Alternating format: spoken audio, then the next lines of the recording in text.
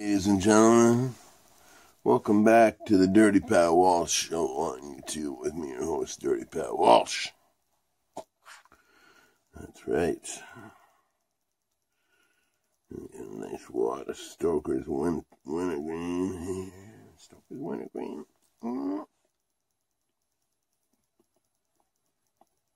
It was here, but it disappeared. Yeah, so I haven't been doing much the last couple days. I had my little in-studio concert with Jill yesterday, so that kind of took a lot of energy. And I was supposed to have a band rehearsal with Tyler and the boys tonight. But it all fell through. We've been trying to arrange this fucking thing all day. And it all fell through just half an hour ago. So, and it's funny because I never nap anymore. I never sleep in the day anymore. And I've been sleeping all fucking day. I got up at 5:30, and this morning was a morning when I had to be at the door early to go to the drugstore, and I fucking fell asleep. I slept until half an hour. I was half an hour late. Well, that's all good. And yeah, I think I've woken myself up 3 times today. It's been crazy. I don't know what's wrong. I don't know why I'm so tired. But I've been pretty busy lately, doing some things, doing some stuff. I've been out late. I've had a few late nights as of late, and I don't usually have late nights. So that's been good. It's been fun. But yeah, ever since Joe died, man, I've had this sorrowful weight on my heart, Joe was a huge musical mentor to me, I talked about him a bit in a video the other day, but I never really, Joe, I was a fan of Joe before I moved to town, and I moved to town and I kept seeing Joe Hall posters up everywhere, and I was like, Joe Hall? And my roommate said, yeah, he's her neighbor. And I was like, holy fuck.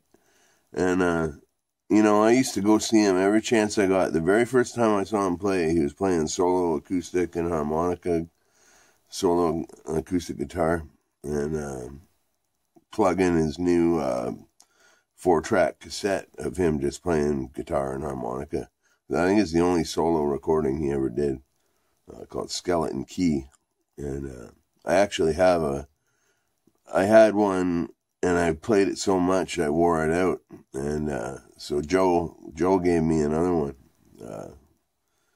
So I will be keeping that for sure.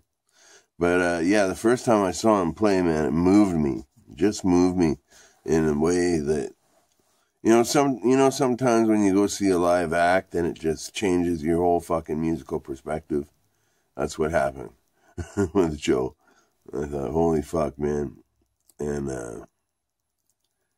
and Joe and I became friends over the years because, I used to go see him play all the time.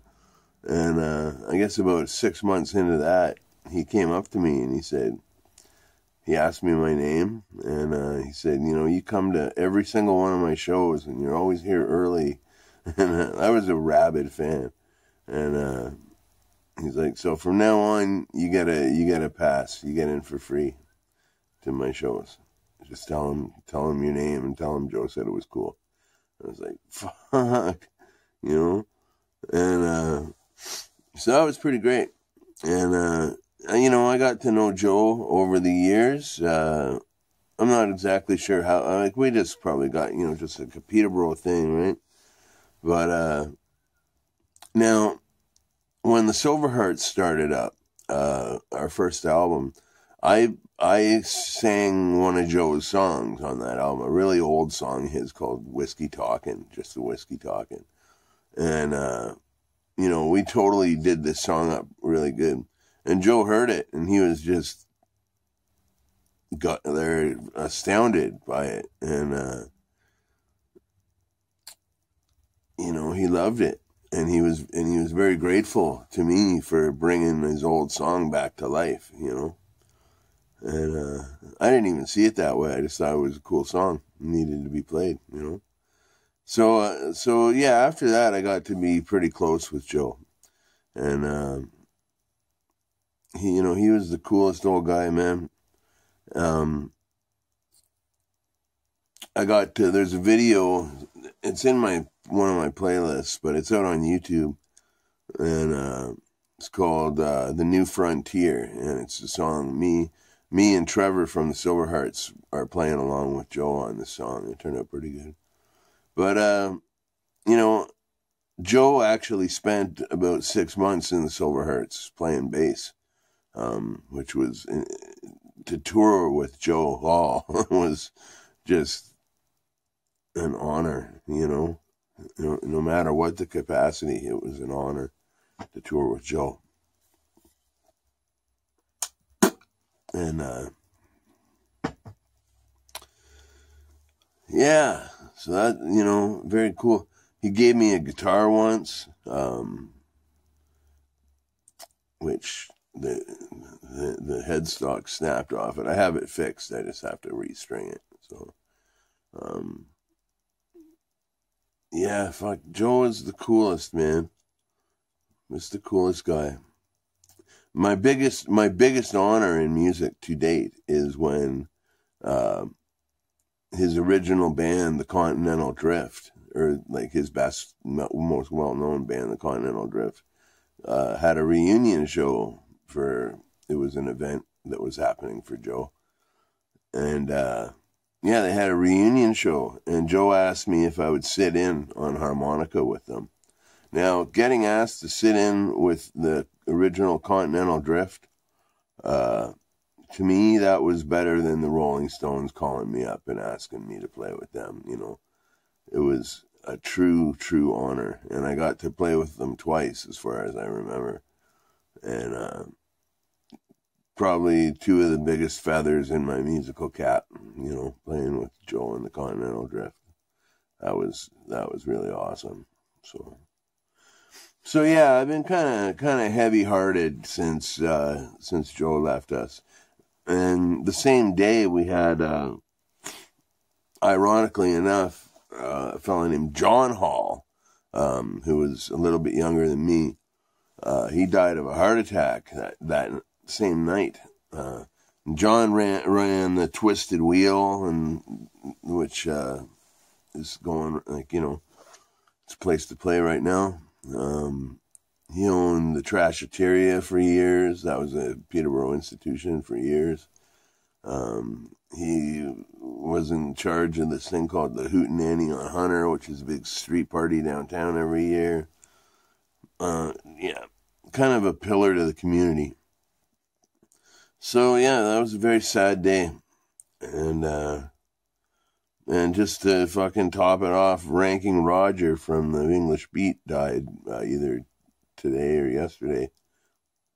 I'm still not sure which yet, but he just died too. But I didn't know him. I only knew him through his music. But man, yeah, I'm pretty gutted about Joe. So if my output is slow as of late, or as of the near future, I'm just a little down, and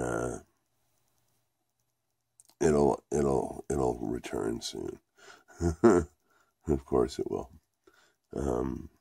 So yeah, anyhow, thanks for my new subscribers. People keep subscribing and leaving, or someone will subscribe and someone will leave.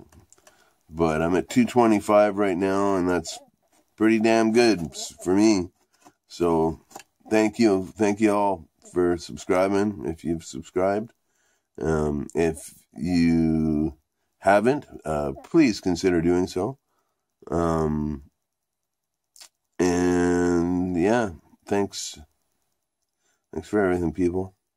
We'll see ya. I'll see you probably tomorrow. Be well and stay free.